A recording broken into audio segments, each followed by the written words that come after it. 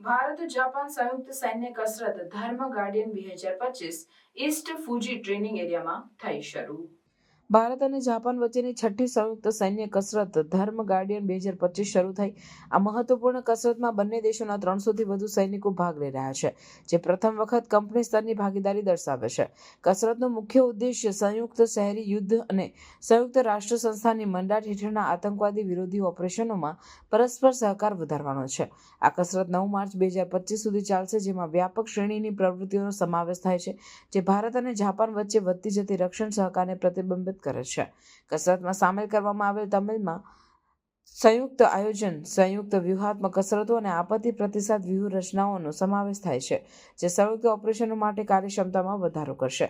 આ કસરત ભારત અને જાપાન વચ્ચેની દ્વિપક્ષીય રક્ષણ સહકારને વધુ મજબૂત બનાવે છે, જે પ્રાદેશિક સુરક્ષા, શાંતિ અને સ્થિરતા માટે બંને દેશોની સંકલ્પનાને દર્શાવે છે। આ સાથે બંને દેશો મુક્ત, ખુલ્લા અને સમાવેશક ઇન્ડો પેસિફિક માટેની તેમની સામયિક દ્રષ્ટિને આગળ ધપાવી રહ્યા છે, જે પ્રાદેશિક સહકાર માટેના તેમના સમર્પણને દર્શાવે છે।